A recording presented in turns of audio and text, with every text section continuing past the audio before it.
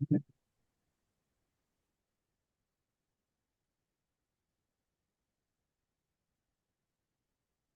right, you guys, I'm gonna give everybody a quick minute. Go to the bathroom, grab some liquids, and we'll get started here.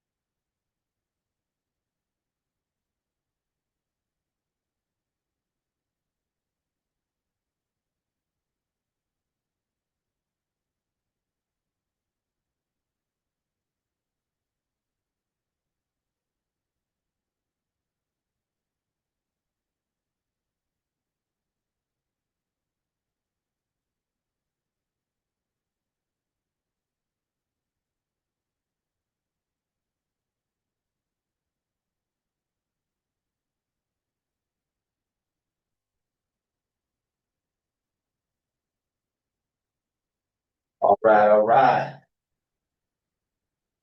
All right, looks like this is gonna be a small group today. Look at this. Got a handful of people. All right, so real quick, before we get into it, I mean, I got a bunch of content that we're gonna go through, and I'm gonna try to get into the weeds. Because I love this stuff. I love building business. I love making an impact, but then more importantly, what this is kind of all about is it's, building a life that you want, right? So, you're running your life, you're in charge, you're the pilot and you're not a passenger on the plane, right? So, can you guys see my screen or did I just lose the, recording or can you guys see the PowerPoint?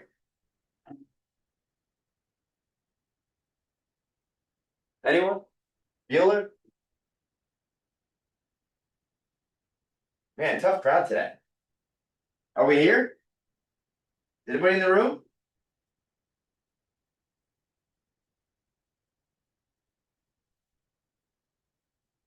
Hey, John, you have some chat. They say yes. I can see it here too. Farah says yes.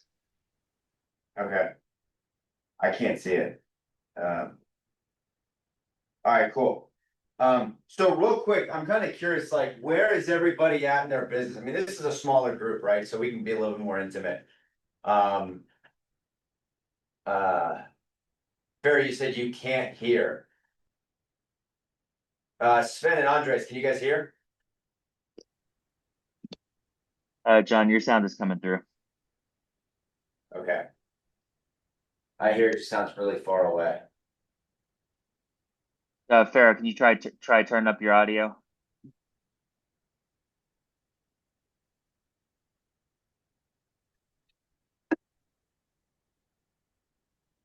All the way. Huh, I don't know. Um, Sven and Andres, can you guys hear? Are we good? Or is it just, is everybody having issues or is it just Farah?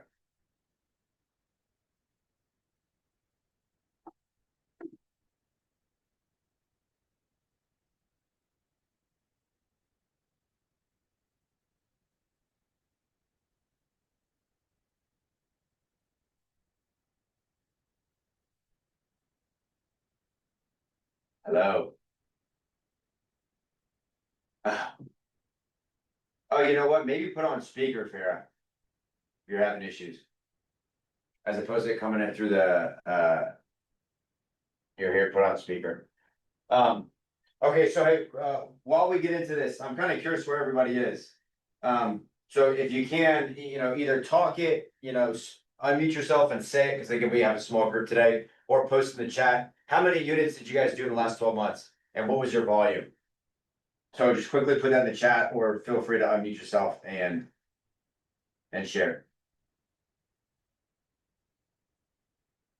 I just want to see like who's who, so I can tell this if need be.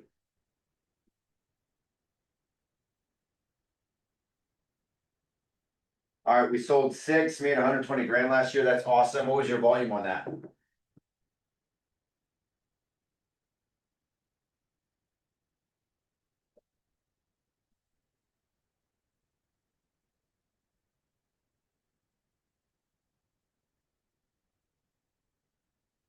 You don't know. Ah, okay. Well, that would be important. We need to know that, and I'll tell you exactly why. Um, I'll tell you guys exactly why. Numbers tell a story, right? Now, no numbers tell a story. So I would highly recommend you guys know your numbers. Because it tells a story. It tells you what to work on, what your opportunities are, what your strengths are, what your threats are in your business, right? And I'm gonna go through a bunch of that stuff here today.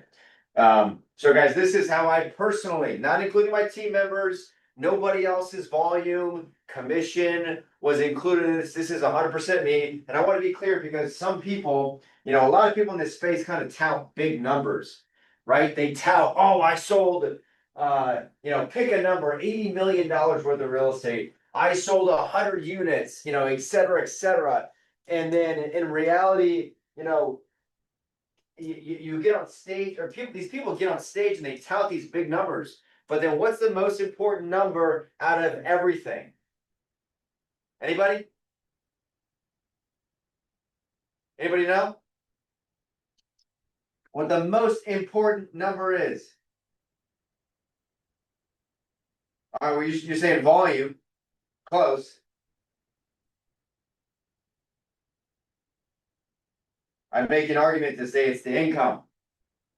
It's what are you actually putting in your pocket when everything is said and done? It's your income, right? That's the number that matters. And so when I first got into business, I was like, oh yeah, well, I want volume, I want high transaction count. No. What I want now is I want income. I want profit. Nothing else matters, you guys. Nothing else matters. So when you get these guys up on stage, you're like, oh, I did 100 units, 200 units, 1,000 units. That's so great. What is your profitability? How profitable are you? Because a lot of these guys, I'll tell you, they are not profitable. Now, I've had a big team and I've been really small, and I'll kind of go through my journey with you guys here today. But there's a big difference. I'm telling you, big difference. All right. Cool. So here's this is my quick background. Okay. So I got in real estate when I was 23. I've been in for 12 years. So you guys can do the math on my age. I started my real estate business by prospecting. Why did I do that? Well, twofold. Number one, I didn't have any money to spend, right? I quit my job and I think I had like 10 or 15 grand that like in an account that I saved up for my entire life, right? Between age 0 and 23, I think I had like 15 grand. And a lot of that was just people, gifts from grandparents and, through the years that my mom kind of forced me to put in a savings account. So I had like a very, very small nest egg. So I quit my job. I got into business. I didn't have any money, right? So the only money I had, the very little money I had, I spent it on tools to help me prospect, right? So I learned sales at a very early age in my career. Okay. So I've been a real estate agent, for 12 years. I got to update my slide here. All right. And like I said, I built my whole business by prospecting. I had to pound the phones. I was calling for sale by owners, expireds, internet leads, like you name it, I called it. All right. And I got really good at my craft, understanding people, people's pain points and offering value to people. And so I've sold over 500 homes in my career. And that number grows each and every year. I got 4 beautiful kids. My oldest is 9. I think I've got a picture of them. Hold on, do I have a picture of them? Is it up on the slide? Yeah, it is. I had something covering it. That was at a Disney a while ago, and so I got 4 beautiful kids. My oldest now is 9, so I've got 9, 6, 5, and 3. And so I was blessed a couple of years ago, I had the opportunity to do, Tony Robbins has a platinum partnership. It's a big ticket, it's a big cost. So if anybody has the opportunity and you can do it financially, I would 100% do it. It definitely it changed my life in a way. It opened my eyes up to things that I was just not, predisposed to before. Okay. So again, always try to get in rooms that where you are like, the little guy. And sometimes you won't be the little guy, and it's actually encouraging, right? It's actually motivating because you're like, dang. And I was just chatting with a buddy of mine. He went on a big real estate investing retreat in Greece. All right. And there was a bunch of other people there, and he thought he was going to be the guy in the totem, like lowest on the totem pole, right? And turns out when he went there, he was like the middle of the pack. And he's like, dang, I kind of don't have that, or I feel like I don't have that much going on. But there's a lot of people that aren't as successful as me, but I didn't really even consider myself successful. But he was like, man, but there were other guys that were buying 50, 60, 70 houses a year. They're buying RV parks, right? And so it opens you up to think at different, bandwidths and wavelengths. So I highly encourage you guys to get into bigger rooms if you can. Um, uh, as much as you can. All right. So I wanted to kind of show this. Let me see here. I wanted to show this. So they recently announced the rankings for KW in the entire state of Virginia. All right. Now, I thought this was interesting. Now, this is April of last year through March of this year. So as you can see, in a rolling 12 months, and it was April to March, I closed, I don't know how I got like 0.9. But I closed 48.9 units for 28 million. That's actually off, it's low, but we'll just go with it for the sake of the numbers. And then my gross income was 951. My average sales price was 591, and then my average commission was 3.29. Okay. Now, what's interesting, and I told you guys this, right? Like income or volume does not equate to profitability, right? And the number one thing that we should be focused on is what? Profitability, right? I've had a team, 12 agents, right? We're doing over 100 transactions a year. But guess what? I was actually more profitable in these last 12 months than I was with my big team. And why is that? Because I nailed down my systems. I got really crystal clear. I automated a bunch and I removed all the dead weight, right? So, yes, I'm in the rebuilding stage of my team. But I'm so much more profitable and I'm happier because the quality of my life is so much better.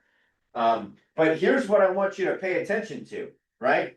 So yes, I was number 47 in the state of Virginia with all the KW. All right. Now look at this. If I rank this by volume, I'm sorry. If I rank this by gross commission income, boom, I moved up to spot number 21, right? Because it's number 22 on the sheet, but the first one's a header. So what does that mean?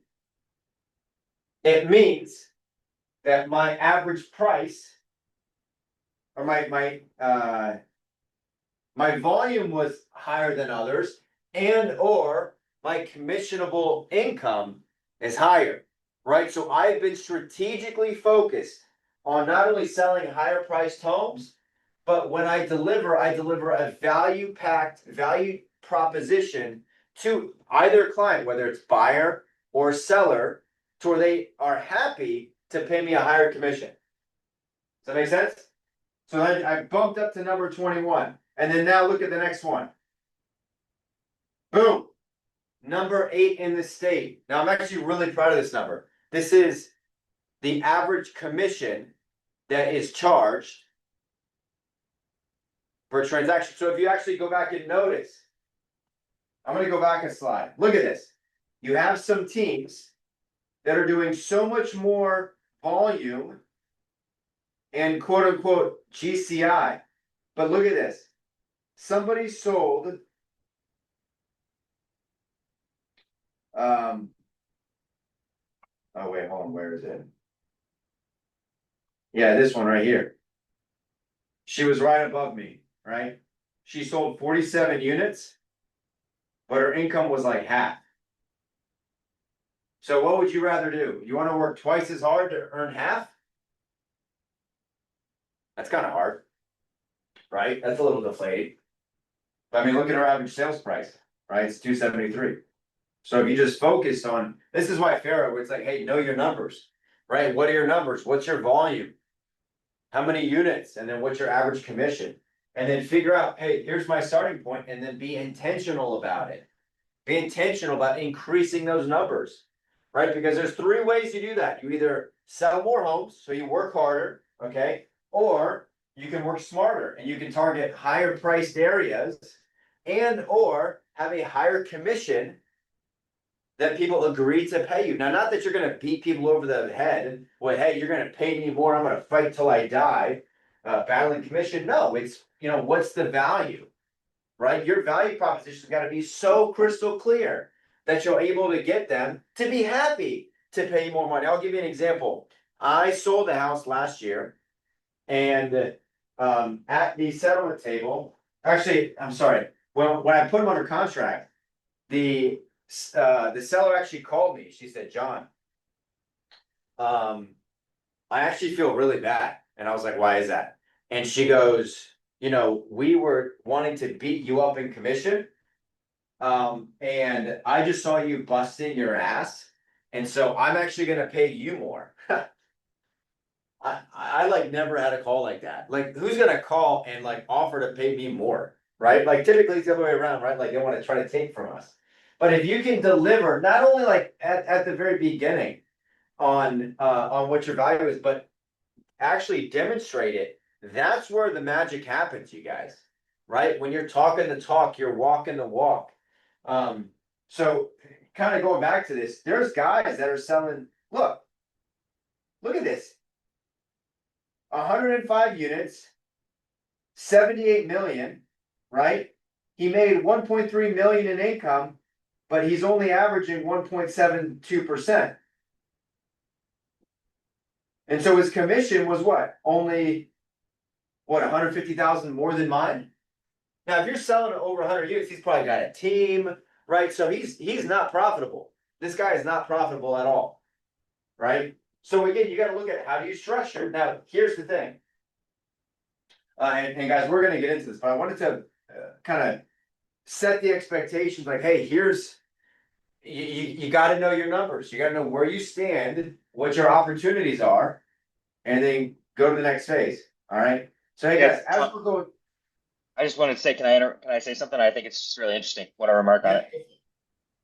It's fascinating to see, right? Because you can see these people who are obviously very clearly high performance individuals, but they're failing to do this kind of preemptive sorry, excuse me, I was eating some preemptive preliminary work of structuring their business, right? They're very high performing, but they're not doing this structural work of organizing their flows and processes to maximize their income. That's right. And a lot of people don't think about it like that, right? They're like, I'm just gonna go sell a house. Well, what you need to, and I'm a living testament of it, right? So if you can dial in your systems, you can be incredibly profitable without all the overhead and without it, right? So you can really make it happen. Awesome. Hello, how are you? Thanks, how are you? Good, good. Thanks for being the token person in the room. Everybody else is virtual. Oh, So yeah, come on in. thank you, sorry. Of course, you're And I'm fine. late. No, you're fine. You're Okay, fine. great. Awesome. Well, hey guys, as we're going through this, put some questions in the chat, if you guys have any questions, and I'll try to get to it as I see it. All right. So like I said, get in a place to where you know what your numbers are, and then try to figure out, hey, again, what are your opportunities? I like to do a SWOT analysis, right? So figure out what your strengths are at your current organization, your current system, right? Then figure out your weaknesses. What weaknesses do you have? Now, I used to go through this with my coach on a monthly basis, right? So sometimes you need somebody else that kind of bounces his ideas off somebody. But go through the weaknesses, like what you currently have. Now, a weakness could be like, for example, if you have a small team, or if it's just you, a weakness could be Like maybe they don't have the tools and the training necessary, maybe they're not performing at a high level, right? Opportunities, right, could be improvement of systems, maybe more leads, fueling your business, right? Or it could be adding more people to your team or to your network, right? Or it could be just adding more business, adding more leads to your business. And then when you look at the SWOT, so the T is for threats, right? So what threats are there to your business? Now, typically, like, and it depends on what stage you're at, but a threat could be, what if you lost your administrative staff member? Or what if you lost a transaction coordinator? Or what if you lost your director of operations, right? That would be a big threat in your business. So you want to look at the SWOT analysis, and it's ever changing, right? Like when you do it 1 month and you go do it another month, it's going to be totally different, right? Because your business is evolving. Think of your business as like a bathtub, right? You got water coming in and you got a leaky, you got the overflow drain or you got the water coming out, right? So it's always going to be looking differently. And so you have to always be looking at it and monitoring it, kind of like the cockpit of a Boeing 747, right? Now you're the pilot in the air. You got to know exactly what's happening at every single step of the way. And sometimes that's hard with us, especially if we're real estate agents, we're entrepreneurs, we're business owners, right? Looking at all these things, it's a lot, right? Then you gotta get CFOs and bookkeepers, like it's a lot. So just take it bite by bite. And one step at a time. Everything I go through, you're not gonna master in a day, you're not gonna master in a class, it's gonna take you a while, right? So I've been doing this, what, 12, 13 years? And I was nowhere near this, right? No way, like it took me a long time to get to this point, all right? So, yeah, all right, so yeah, like I said, I'm number 8 in the state, and the reason why I'm telling you guys that, right, is we not only wanna work hard, but we also wanna what? Wisely. Yeah, work smart. Right? Cause if, like some, and I know a lot of how people structure their business, and sometimes I'll see people and they'll do twice the amount of units, but we'll make the same. Because I'm just working smart. Now, not to say I'm taking advantage of people, but I have a really strong value proposition. And then customers are more than happy to do that, right? They're more than happy to pay. All right, so getting into it. Look, guys, you guys have all heard it before, right? Success is 98% mental and 2% strategy, right? Now, I would hear this from different people, and I got to a point I got kind of frustrated, right? Because I'm like, the hell does that mean? Right? Like show up with a smile on your face, like, of course, yeah, whoop-de-doo, all right, how's that gonna change? Now, there's a whole lot more, that's just like the tip of the iceberg when it comes to this, okay? Success is 98% mental, so what does that mean? All right, so let's break it down. Break it down. Now, here's really what people mean by that, all right? Now, it took me a while to understand this, and it took me getting in bigger rooms with mentors and billionaires and people that were like doing really well, right? And here's the reality. Your mindset is made up of these 3 areas. Okay. It's your state that you're in, the story that you tell yourself, and then the strategy. Like, so for example, the state that you're in. Let's say you wake up, it's a Monday morning, it's raining outside. You're like, oh shit, it looks terrible outside. I ain't doing nothing. Right? Well, all right, that's probably gonna affect yourself. Now, and I'm happy you're here, so now you're like the only person in the room. So I would love, you guys that are online, I would love for you guys to do this with me. So, do you mind standing up for a second and just doing a little exercise? Sure. Okay. Nobody else can see you. It's just, okay. So close your eyes. So let's imagine that you're not feeling the best, all right? And that, things in your life aren't going the way that you want it to be. Now people online, please do this with me as well, all right? So again, let's stand up. You're sad, you're depressed, things aren't going as well as you would like, all right? Everything you do, it doesn't quite add up and you're not getting the result that you want, all right? Now, you're doing this every day and it's rough. It's getting harder for you to accomplish your goals, all right? How would you look and feel when you're in that state? Like, what are your shoulder, what's your posture look like? Like, I mean, put it on your body, right? Like, what does your posture look like? Okay, so yeah, you're slumped, all right? You got your head looking down, right? You're hunched, right? Okay, now shake it out, shake it, because that's not you, right? That's not you. All right. Now, what I want you to do is I want you to close your eyes. And I want you to imagine that you are on top of the world. Yeah, we did a total 180. You are on top of the world. Everything you touch turns to gold. Everything you're doing on a daily basis, boom, you're seeing immediate results. Boom, results. Boom, you're just taking it down. Every checkbox is a win. Now, how are you showing up physically? Yeah, shoulders back, chest up, right? Now, what are you probably saying to yourself in your head in that moment? Everything is going great. Everything's going great. I got this, Mhm. right? I'm on top of the world. Bring it on, Yes. right? Now, when you're not doing so well, it's like, oh, dang, like, this is so. Thank you for that, right? So it goes to show you the little changes, yeah, the little changes in your state affect the story that you're telling yourself, and then affects your strategy and your physiology, right? And that's why you see a lot of people now. They get successful, and then all of a sudden they get into the health and wellness and nutrition and the cold plunges, right? The saunas, the steam rooms, right? Because people understand that their physiology and their body and their state affects their mental status, right? And their mental attitude, right? Now, when you're in when you're in a position where you're in a great state and you're telling yourself, hey, this is the story, how effective are you going to be at doing anything? Very effective. Incredibly, it doesn't matter what it is, right? So what I'm gonna show you is if you can monitor your own state and just win the day, like just take it day by day, right? And win the day every single day. How do you think your year's gonna look? Gonna look tremendous. Boom, tremendous. Right? Now, guys, we like barely touched the surface on this. And I hope you guys online were like, cheating on that.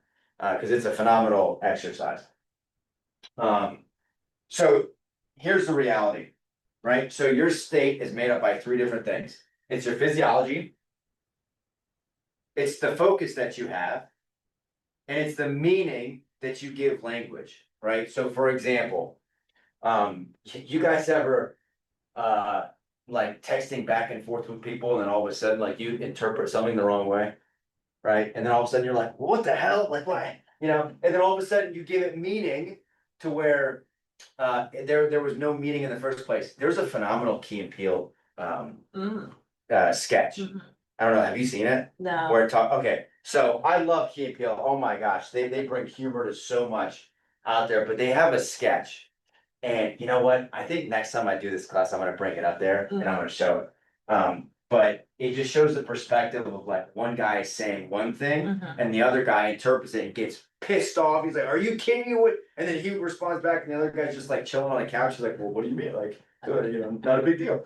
And so what you give meaning to language impacts your state, right? And you can either let it affect you for 5 minutes or for 5 hours, right? And that's totally up to you, right? Life happens, but it really is how we respond to it. So your state probably is the most important thing. I can show you guys the best, most effective strategies, but if you can't manage this, nothing else falls into place. Does that make sense? Yeah.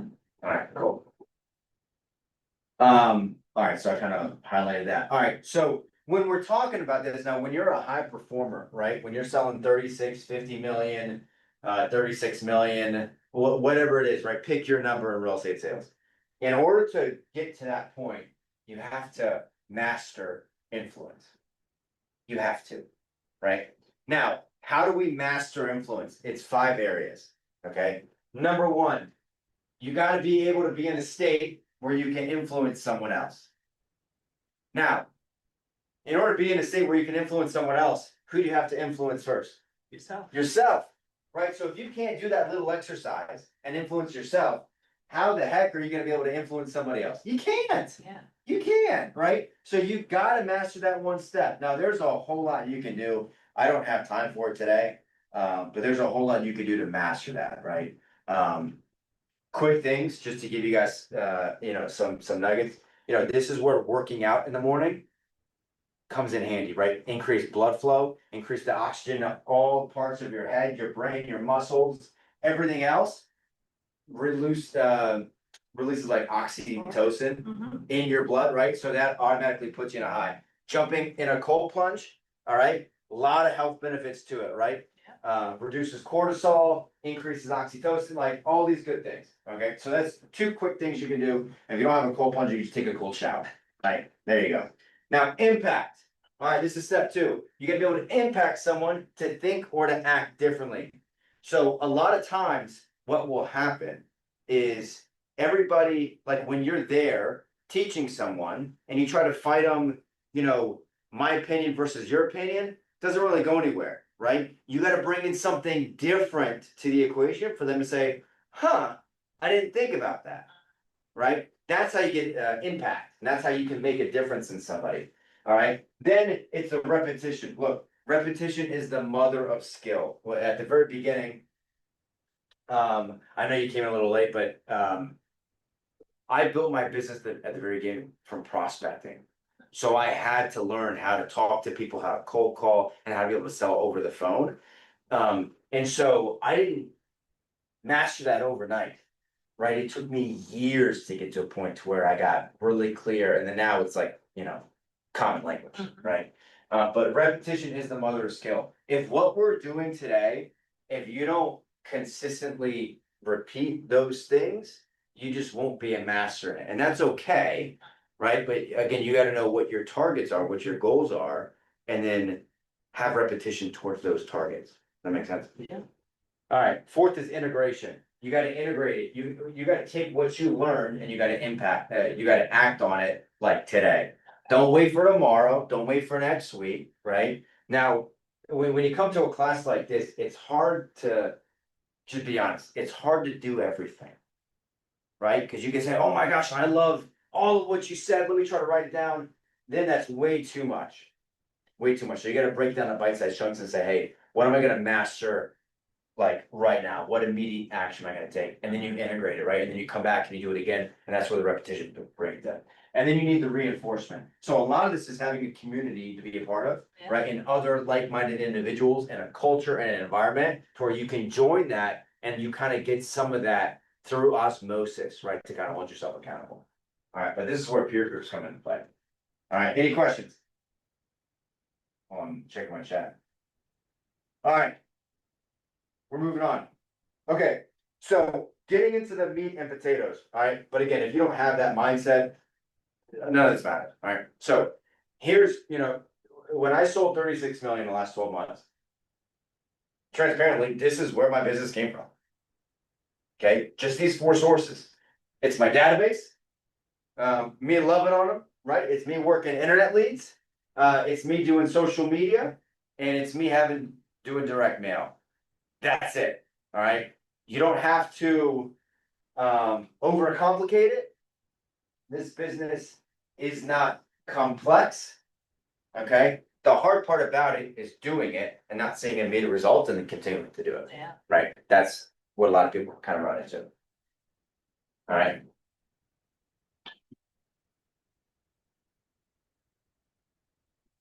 All right. So here's my database. This is like the easiest one because, well, I'm kind of curious. How many databases do you feel like you're in? Not many, like 0. You don't think so? Zero? Yeah. Where do you shop? Oh, that's true. Okay. Ah, All right. what, Target? Not anymore. Shop at, let's see. Catherine's, that's a clothing store. Okay, Walmart, alright, Macy's. okay, JCPenney. okay. Yeah. Do you get emails from them? Yes, I do. Okay, so you're in their database, Yeah. alright.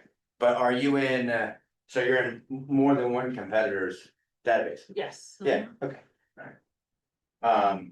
Now, how do they capture your attention? Rebates are, Yeah. like discounts. you know. Discount, yeah. Mhm. Cause you're buying food, clothes, jewelry, right? So it's a commodity, right? Yes, But it's also, it sounds like it's a little bit of value driven, right. right? Value, cause more bang for your buck, Mhm. right? 2 for 1, 3 for 1, discounts, Father's Day sale, whatever it is, right? Mhm. Yeah, okay. So I think the reality that we all need to understand is there's a lot of real estate agents out there, right? I think there's 33,000, the whole DMV, like in our MLS, there's 33,000. So for someone to think, oh, this is my database. It ain't your database. It's your database, and there probably in like 5, 6, 7 other databases, right? A buddy of mine that I went to college with, I played soccer with him at college. It's so funny. This literally just happened a while ago. So he called me a couple days ago, or a couple weeks ago. He's like, "Hey, I'm thinking about selling my house. I was gonna go with the last realtor, but didn't have a good feel, and I want to go with somebody else, but they want to charge me this. Like, what do you charge, right?" So I had that conversation with him, and I was really transparent. And I operate a little bit differently. I offer like different packages, right? Now, he was like, "Oh man, I love how you operate. I love how you give me the choice to kind of pick what I want to do." And so he's like, "Hey, let me tell my wife. I'll get back to you." I'm like, "Hey, cool, no pressure, man. Right? Like I went to school with you. I'm not gonna twist your arm or anything, right?" So I called him like 2 nights ago. And where I left it off with him, because you always want to book a meeting from a meeting, right? So where I left it off with him is he was going to tell his wife get back to me on the areas that they wanted to move to. So I called him the other night and I said, "Hey, checking in. Talk to me. Like, where are you at? How'd the conversation go? What neighborhoods are you interested in? So on and so forth." And he goes, "Oh man, honestly, haven't really had an opportunity, but I've been getting emails from these 2 other realtors on places, and so we're starting to get a good look at what's out there." Now, I knew that he was talking to other realtors, but I think it was really eye-opening also, right? And it reinforced, talking about reinforcement, it reinforced that just because we have a database does not mean that database is yours. People in your database are in other realtors' databases as well. So how can you put out content to them? Because when you have a database, you're really marketing based, prospecting enhanced.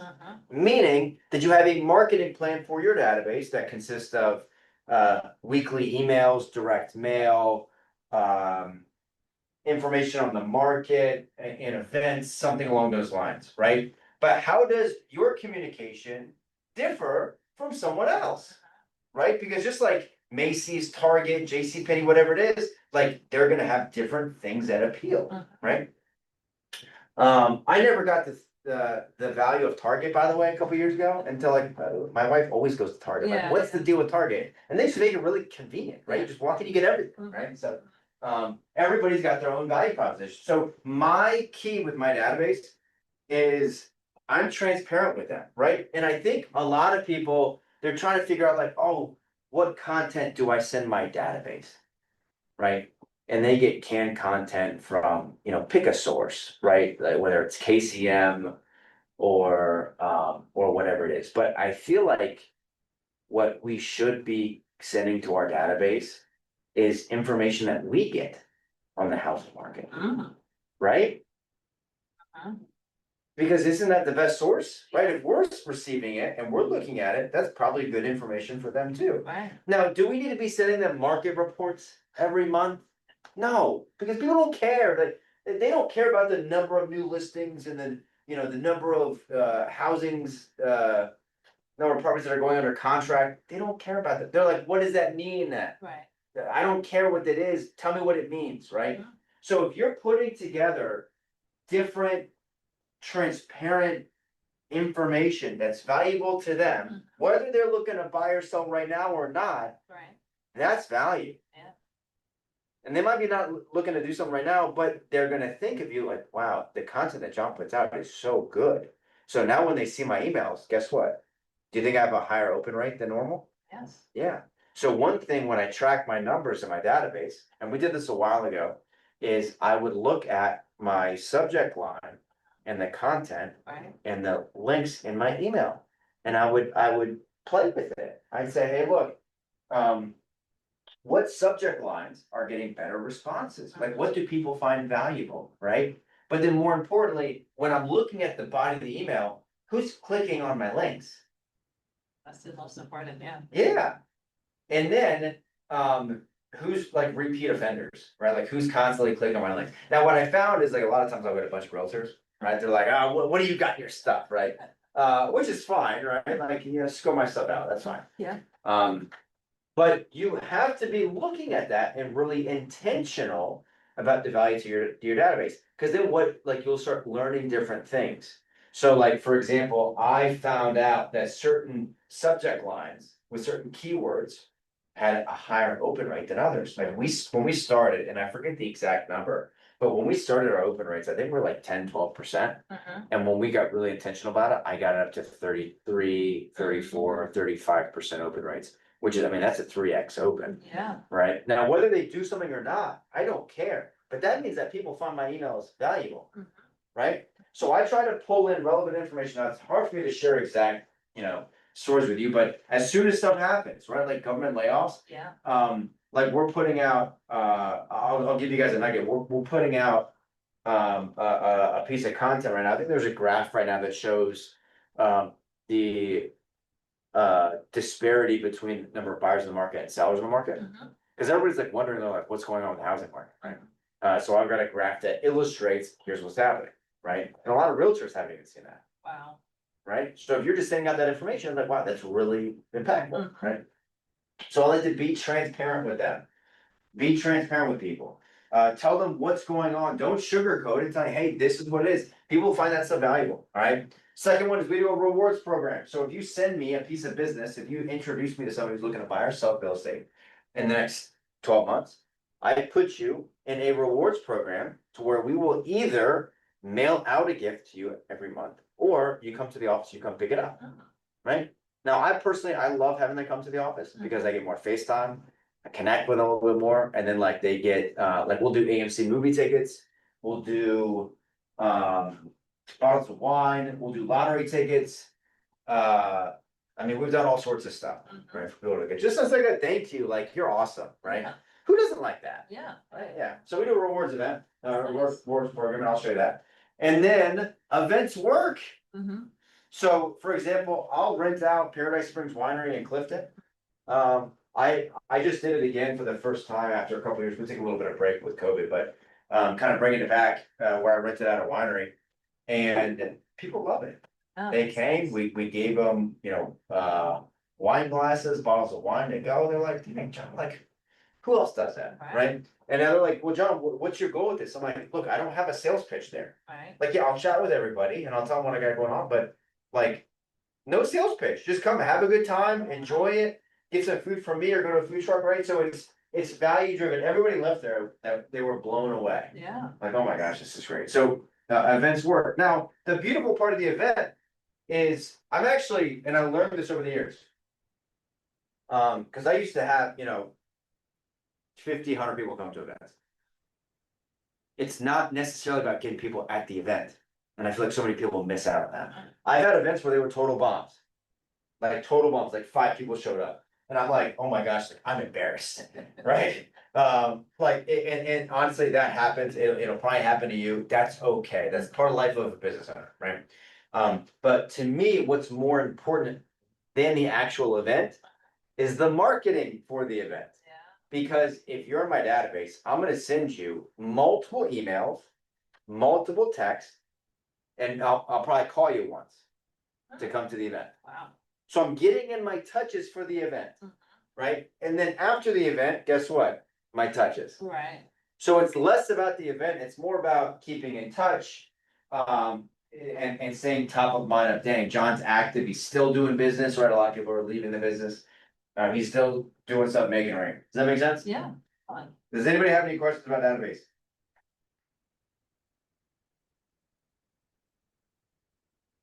Man, you guys online are like tough cookies today. Alright, I'm moving on. So here is what my rewards program looks like, okay? So you go to my website, so get rewarded when you connect someone with us. So I've got a whole program built out for it, right? Wow. So for every connection we receive from you, you'll be subscribed to Cityscape Rewards for 6 months. Send us 2 connections, and you get 1 year. 3 connections, 1.5 years. So we make it easy. Here's what you get: monthly gifts, VIP access. And then people send it. I've had over 100 people in my rewards program. Yeah, and I think my average person refers to me like 1.67 people. Wow. That's awesome. But in order to know that, you gotta track it, Yeah. right? In order to track it, you gotta have a program for it. So it's a phenomenal program. I would recommend you guys put something along it, along the lines of it together, all right? All right. So getting down to it, what, I'm gonna break down my listing process, my buyer process, and my flow for everybody. And I don't think we'll take up the full 2 hours, might go, we'll probably go until like 1:30, then I'll open up for Q and A, all right? So here's what I did a couple of years ago. So I run my business with 2 virtual assistants. That's it. I mean, I've got a director of operations that helps, like, 30,000 foot view building stuff. And I've purchased other companies and organizations, so like, cross pollinating with those, right? So that's kind of my bigger project. But it's all about being really clear on systems and process, all right? So what do I use? All right, I use a system called Open to Close. All right, hold on, let me see. And honestly, all I do here, I don't know how to work it, but I just know where my forms are. And it's saved on my computer, so hold on, where is it?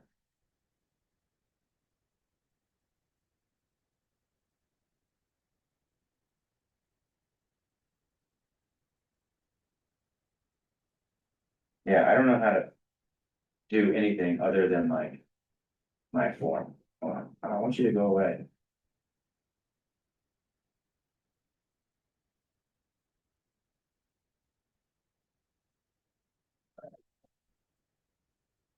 Ah, there we go. Okay. So. Here's what I wanna show you guys, okay? Again. Not nail down your system and your process, okay? So we built these out in open and close, okay?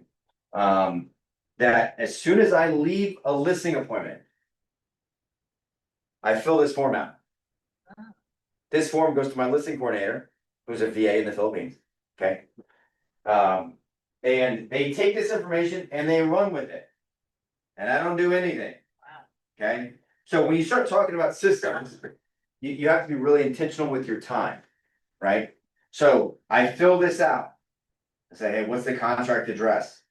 And I fill out contract type, buyer, seller. I put the commission in here, like I fill all this stuff out, right? I put the property details, all right, the source, the agent name, the split, whether it's occupied, the vendors that I need to be connected with, okay? So it's like all my people that I use, right?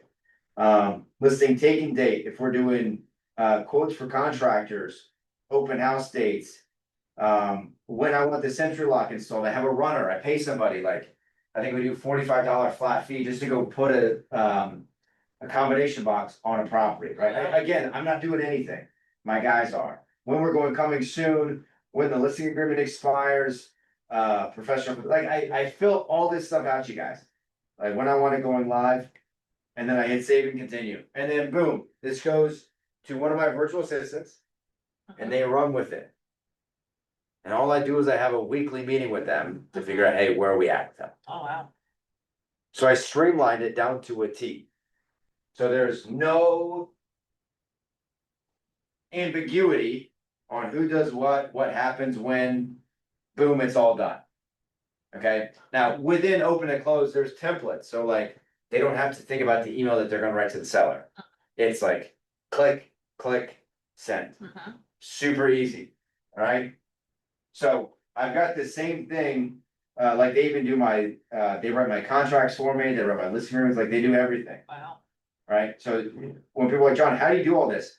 That's how, because I'm not in the weeds doing everything, Right. alright? So that's my listing form. I've got a buyer intake form as well. Okay, so when I put a property under contract. I copy the contract, I copy my transaction coordinator on the contract. Mhm. And I don't even fill this out, she fills this out. Alright, so she puts in the contract, title, purchase price, like all the information for the contract, alright? Appraisal, financing, HOA, the links, condo docs, all the links. Home inspection periods, walkthrough settlement. Like she fills all this stuff out, and sometimes she needs information from me, right, so I'll kind of chime in and I'll tell her, hey, what's what. Mhm. But she takes care of everything and then save and commit, or save and continue, so this auto populates on her calendar with open and close. And it tells her exactly what she needs to do on what days, and so we'll just go into open and close and we'll say, hey. Have you completed all your tasks for today? Mhm. Or if they have outstanding tasks, why haven't we completed them? Right, So again, it's crystal clear, and I think that's probably some of the hard part about real estate sales is sometimes it's too open-ended. Hmm. Right? It's like, oh, it's up to us, so like, what's the best way, what's the best system? Just find something that's super easy, get it down, and then build the system about it, and then have somebody just own that process. It makes it so simple. So like with this, we even started a renovation package Mhm. to where. I charge sellers, if there's some work that needs to get done to the property. I charge them a fee for it, but I manage all the work.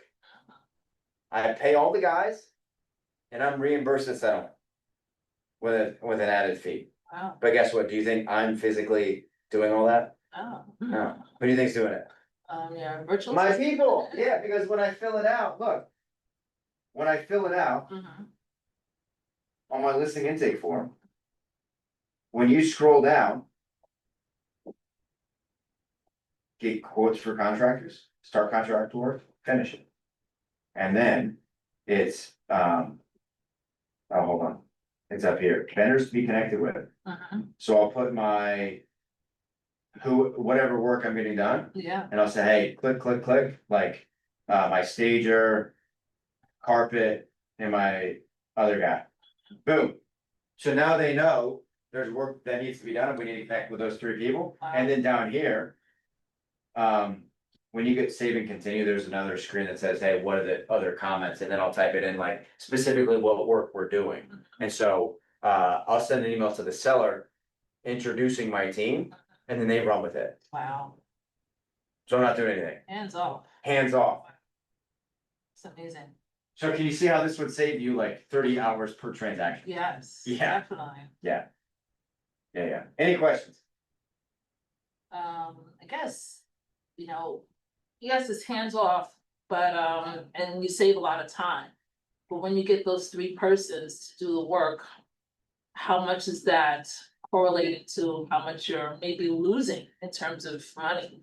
If there's any, you know what I mean, like, let's say their fee is like 20, 30, and $40,000 to do what you're asking them to do. Is it cost beneficial to have that sent out and have them do it personally rather than you managing that a little bit more? Well, I charge a fee, but then I also charge a percentage of the work, Okay. so it makes sense.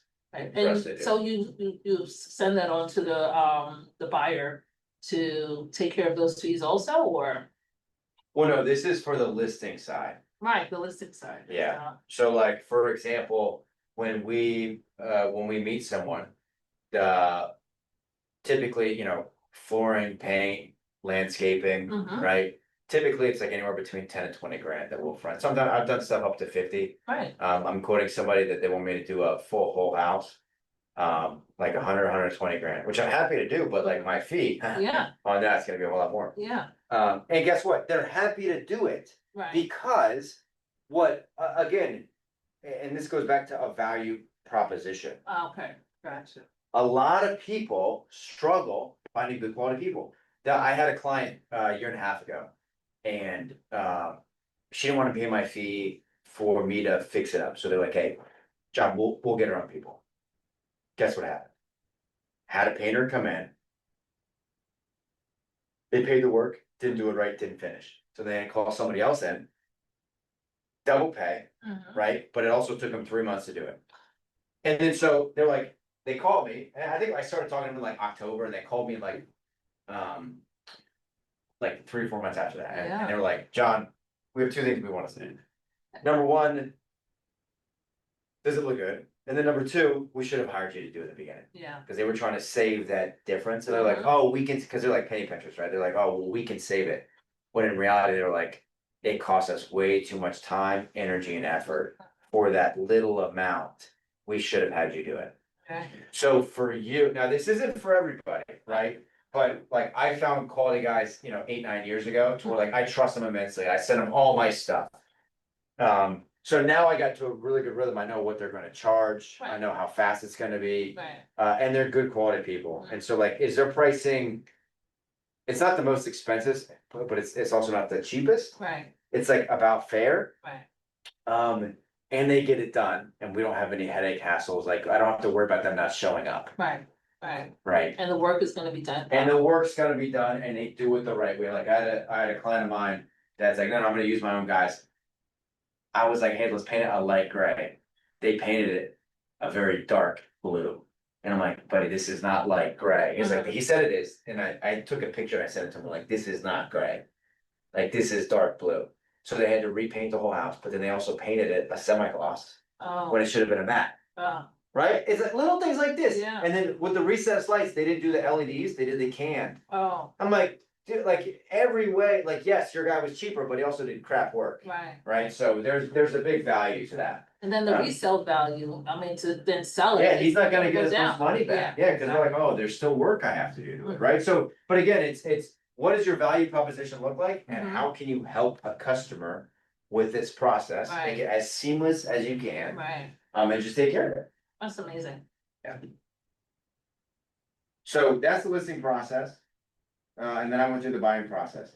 What I also wanna go through is, cause buyers are time intensive, right? Now, there's a ton of ways to get buyers. We're really not focused on that today. It's more so like the conversion and time management, right? So, I do have not only other agents, but other services I utilize to help me with buyers, right? So I've got some agents on my team and I'm looking to add more, but, I have. There's a showing service out there called Showami. SHOWAMI. All right, let me pull it up here.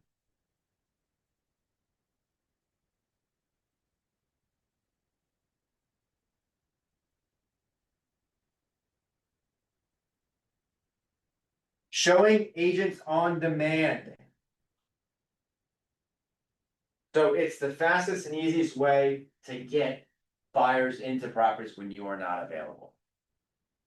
Yeah, and you can set it, it's anywhere between, I think like $35 a showing, all the way up until like 70, 80, 90, 100, right? Like you kind of set the price. People can negotiate with you back and forth, but you don't have to give up your commission for it. Okay, you just pay them a one-time thing. I have had, you gotta be careful, one time I had an agent on there that tried to poach one of my clients. Oh. So you gotta be careful, they're not supposed to do that, Yeah. so I let Showami go. I let them know and that agent got kicked out, right? But that's only happened to me once and I've been using it for like 2 years. Okay, so, so yeah, full transparency with them, but I've had a phenomenal experience with them because I'll find that. Like sometimes I have houses that are like an hour and a half and they're like, oh, I wanna go see this one. And I'm like, I'm not gonna go drive 3 hours in the car just to show the one. I don't even know if you like it, right? Like, so why am I gonna waste 3 hours of my time? So, I'll pay somebody $60 to go open the door, get them in. I say, well, what do you think? Right? So again, when you're building systems, you have to think, hey, how am I going to minimize my time in there so I can focus more on higher performing tasks, which is bringing in more business and converting the clients that you have, right? Writing contracts, negotiating them, going on listing appointments, going on buyer consults and converting them and clients, right? Like your time needs to be spent there to where you're not spending your time doing lower level tasks. And sometimes it'll take you a while to do that, right? And you're not gonna get it overnight and it's gonna take some time, but you can get to a point to where it's streamlined and efficient and just be highly profitable. Yeah.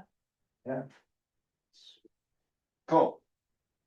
All right, well, hey, we're gonna keep on moving. All right, so, here's how I structure my pipeline.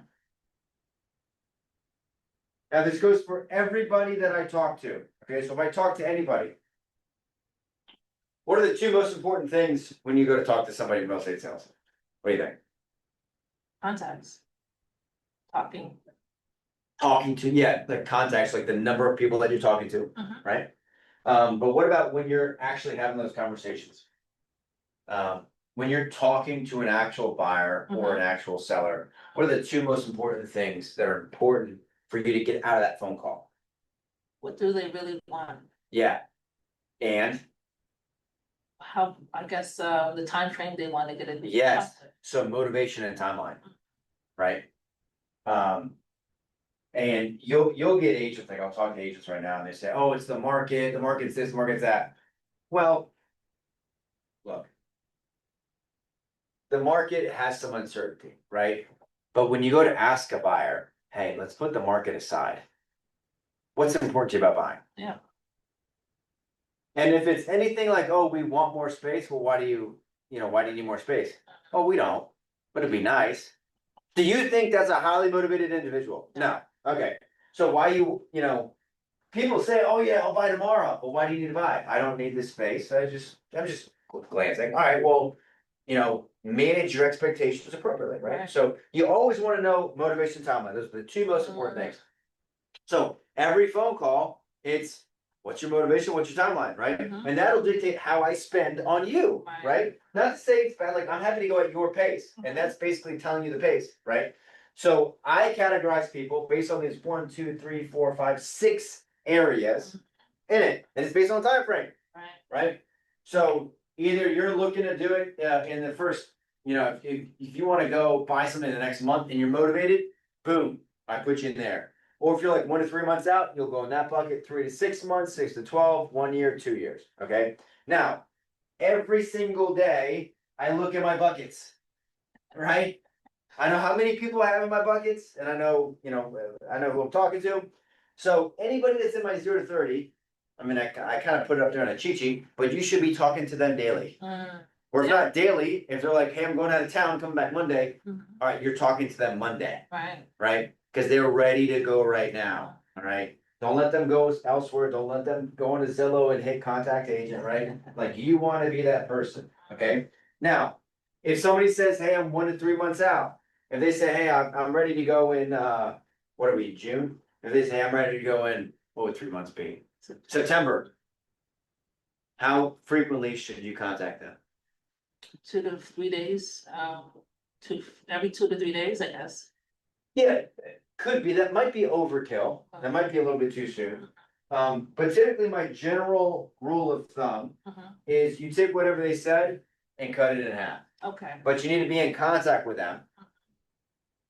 Probably weekly, right? So if they say if they want to buy a house in September, I kind of figure out what their area is and I'll start trickling properties and say, hey, just out of curiosity, what do you think of this? And I'll touch base with them on a weekly basis, right? Just evaluate. But if they're like, there's always like asterisks to it, right? Yeah. So if they're like, oh, we got graduations right now, we're gonna be out of town, we're coming back in end of August.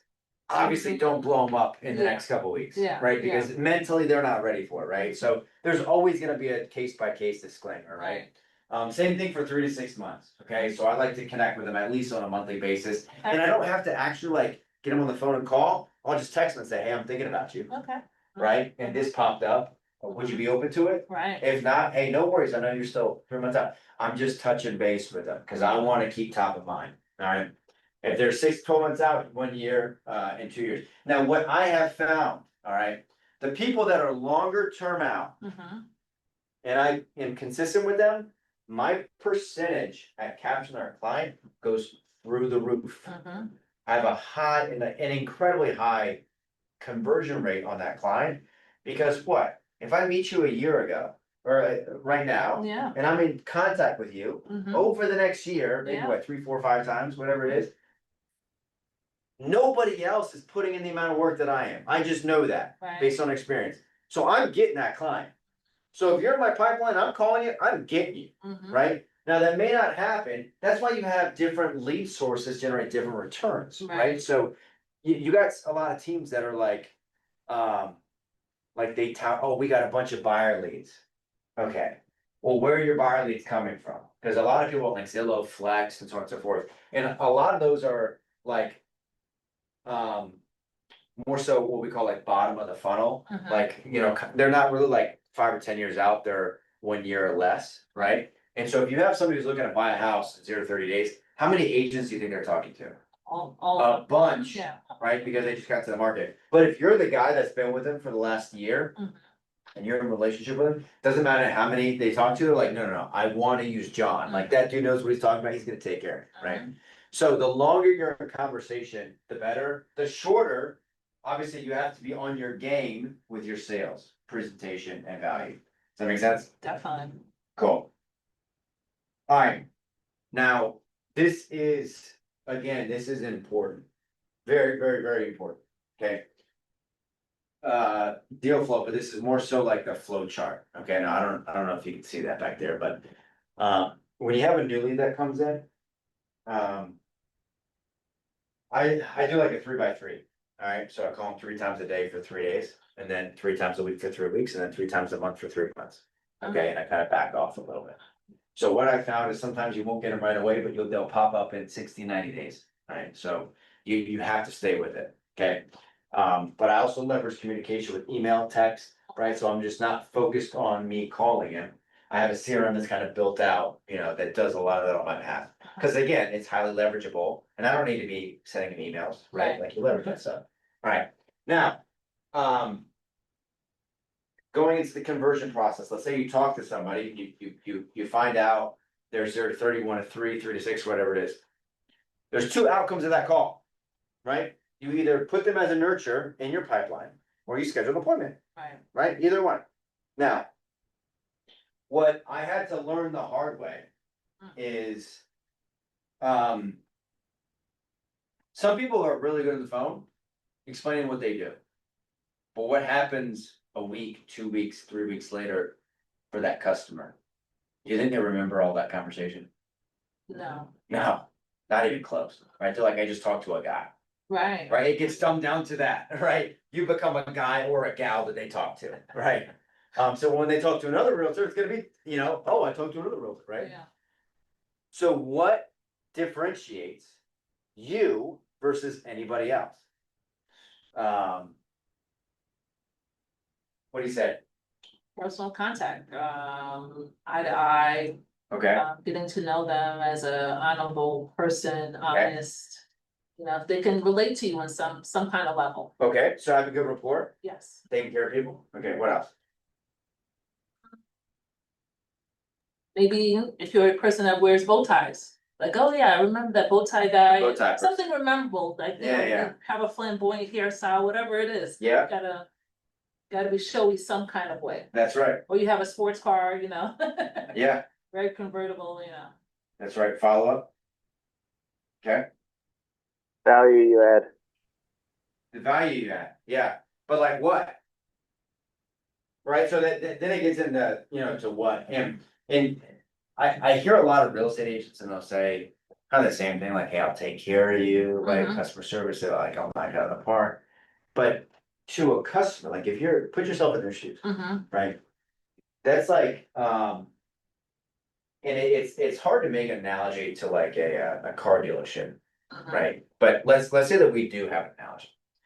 And you walk into a car dealership and they're like, hey, I'm gonna take care of you, right? We're gonna be besties. I'm the bow tie guy, right? That may be great, but at the end of the day, what are you there to do? Buy a car. Buy a car. And so what do you want for that car? Yeah, You wanna exactly. find the right car at the right price and you wanna feel good about paying for it and you wanna have a good experience. Right. Right? You don't want them to be bashy or like too aggressive, like, hey, hold your horse, right? You want kind of everything, Right, total right? package. Not just the customer service, because they can be great customer service, but it's like, dude, give me a car, Right, right? Or like, you keep saying you got this other car, I don't wanna pay that, right? Like, work with me, right? So you kind of have to have, in my opinion, the best of both worlds, right? To where you're not only helping them find their house, whether it's on the market or off. You'll help them get at a good price, you'll walk them through the entire process, and I'm gonna give you a whole phenomenal experience with this. Does that make sense? Yeah, So you have to have kind of both worlds. Now, is it enough just saying it to them on the phone? no, No. You need to reiterate that to them right, through other forms of media, mhm, in my opinion, to really help with the stickability. Cause here we're talking about the conversion process, right? Yeah. Cause you don't wanna be just another person that they talk to, right, right? So when you schedule an appointment, you need to be sending like a pre-meeting package, whether that's a seller or a buyer. Now, what is in that pre-meeting package? It should indicate your value to them. We're like, hey, I'm so looking forward to seeing you next Tuesday at 2 o'clock. As we discussed, here's what we're gonna go through. Boom, boom, boom, boom, boom, right? Crystal clear. right, Then, what you need to do is you need to show them case studies and examples of, hey, here's what we've done in the past. Here's what other people are saying about me. Here's other video testimonials that I've done. Here's other properties that I have marketed, that I've advertised, so you can see the quality in which I act. Does that make sense? definitely, So now you just raised your brand from this to here. right, Does that right. make sense? Mhm, So you have to do that. So that has to include value proposition, client testimonials that complement your value. You can't just be all talk. You got to show it. right, Because if you're all talk, everybody sounds like that. Oh my gosh, I went on a listing appointment 2 weeks ago. You wanna know what the seller said? Mhm. So like, I mean, you saw, I sold like what, 48, 50 homes, right? Mhm. And I'm ranked like highly in the state. yeah, I had another. This seller said, oh, I talked to somebody else who's like a top dog. I was like, oh yeah, who? He's like, I don't remember his name, but he says he sells 50 homes a month. I'm like, wait a minute, hold on. I had to stop this guy's tracks. I Yeah. said, this gentleman said that he sells 50 homes a month. yeah, He's like, that's what he said. I was like, sir, all due respect, nobody sells 50 homes a month. right. Right? Like, I'll pull up his name right now in the MLS and I'll tell you how much he sells. He probably sells 4 homes a year, right? I was like, I will tell you right here, right now. And like, he couldn't find the guy's name. Right. But everybody says they're the best and they're the number one realtor, right? And a lot of these brokerages, Canaan included, but it's non-broker specific. They say, hey, leverage the market center, leverage the office, leverage the team, right? But in reality, who do you get? It's that person because Right. you're getting their experience. So you can say whatever you want, but Right, you better be able to back that up. right. If you can't back it up, you turn into every other Joe Blow, realtor, Mary Jane, and you just become one of the rest. Okay, so you gotta back it up. You gotta back it up. Now, at the appointment, it can't just stop there. Right. When you're at the appointment, you gotta bring that same value Mhm. when you are there. So for example, when you're doing the appointment, now you have to be in rapport with somebody. You have to, right? Like there's a whole method in science to the appointment. I don't have time to go through today. Because I mean, that would be a full-blown seminar if we did everything, right? But at the appointment, you gotta go through a needs analysis. You gotta figure out what their goals are, what their timeline is, right? Really get into the weeds. Hey, do you wanna sell your property as is, or do you wanna do some work to it, right? Figure out what it is. And then you gotta demonstrate your value. Whatever you said to them on the phone and in the email, you gotta be really crystal clear to do it right then and there. Don't be the person that says one thing and doesn't another. For example, you got some teams and organizations out there that have like a guaranteed home sale, Mhm. okay? When they tout it for their marketing, but then when you get them in person, they don't even talk about it. I say, well, what is that? Right? I say, oh, no, well, you don't qualify for that, you do this. It's like, why I wanna hear about it, Right. right? Like, tell me, advertise I on it. asked about it, Yeah. tell me about it, Mhm. right? And the way that they do those, there's like a lot of hoops you gotta jump through, right? You gotta qualify for it, that sort of thing. So my point is, whatever you talk to them about and you send in an email, you have to be able to demonstrate right then and there, Yeah, okay? And you have to reiterate the value. And then post-appointment follow-up, Mhm. after you leave, right. what should you do? All. Reiterate again. Right. Reiterate this thing. You want to kill them with kindness and you want to kill them with value, right? That separates you from everybody else. Now, at the very beginning, I demonstrated, and I am really proud of this, but I've got one of the highest commission rates in the whole state of Virginia. Like I'm number 8, right? Mhm. But this is why. Because I'm really crystal clear on, hey, here's what I will do for you, Mhm. but I'm not just saying it. I've done this for other people as well. Mhm. And I can back it up. And Yeah. here's what it would look like for you. That's a much better pitch. Like, nobody questions my marketing.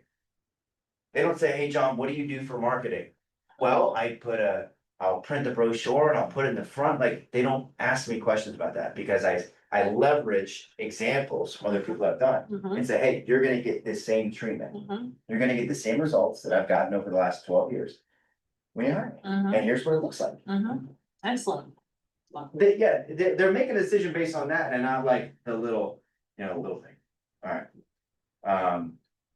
Cool. That's what I have. Wow, we kind of ran through that. Canago Man on Instagram, alright, so I've been posting a bunch of stuff. Alright, and then, let me see what else. I think we're just doing Q and A now. So I got two opportunities, actually, I got three opportunities. And I'll kind of run through this and then, we'll get to Q and A. So I do a daily newsletter. So every single day I'll put out valuable information, so if you wanna like, you can scan the QR code and then I'll send out just like random stuff that we got going on, tips and tricks. We've got a wealth building network to where, I just launched this, and so I'm actually really big on helping realtors build their own wealth. All right, because a lot of realtors, guess what? We are in it for numero uno, right? Nobody else is helping us, like, they're not adding to a 401k. Yeah. They're not helping, they're not like giving us real estate deals to buy, Mhm. right? That's all on us that we have to do, right? So I'm building a community to help everybody. So I've bought, I'm under contract on my 13th rental property, right now. And so I'm really big on this. And so we do a lot of like monthly and weekly business planning stuff. I do these seminars like once a month. Sometimes I have more people in here, but apparently nobody wants to hear about selling 36 million. Which is okay, but I'm really big on building wealth through real estate. It's like a passion of mine. I wish somebody like kind of brought me on and helped me do that before. Yeah. And then one thing is, and Farrah, you may like this, but I haven't really done coaching before because I'm like, Busy. didn't really have the time. Yeah, didn't really have the time. But now I'm opening up a couple spots. So I know, I think Farrah, happy to chat with you about that too.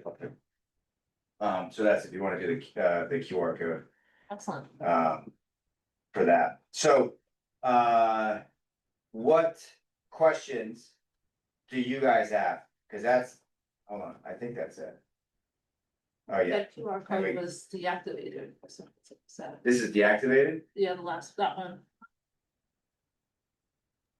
John, I'll get you another one. Hold on. Not sure what happened there. You know what? Hit the join our West Building Network Okay. and see if that one, does that work? Second. It just basically pulls up into a Calendly link, where you get time on my calendar, so if you just put on there like coaching, or Mhm. whichever one you want, Okay. I'll chat with you about that. Okay, great. Thank you. Alright, that's all I have, so what questions, comments do you guys have? I'll give it to you first, do you have any questions? I have no Since questions. you're like the token person in the room. Yeah, I'm good, thank you. Excellent presentation. yeah, thank you. Mhm. I never have questions, you're just, haha, thank you, you're too kind. Honestly, I try, like, right, I feel like I've been to so many seminars Mhm. and events. And I go there and I'm like, wow, I feel like they just like touched the surface on like 1,000 other things, but didn't really give me, Mhm. right? And it's like, why did it? It's not that like, why did I come, right? Cause you always get nuggets from something, but it's like, sometimes you want stuff that's like beyond the tip of the iceberg. Right, like you wanna actually see the meat to it. So, Neat is it doing? yeah, that's right, and the reality is, like, I feel like so many people in the business, like, either they sold 30 years ago. Mhm. Right, and like, but they haven't sold anything recently, it's like, Mhm. they keep teaching everything from like way back then, but it's like, that doesn't really work today. Yeah, yeah. Right. Those dynamics are not applicable now. That's right, that's right. Alright, wow, nobody else online? Man. Alright, well, you guys know how to get a hold of me, like, so feel free to reach out, happy to help however I can. And with that being said, I appreciate you guys. Thanks for coming. So just holler if you need me. Thank you, guys. For the token person. Yes, thank you.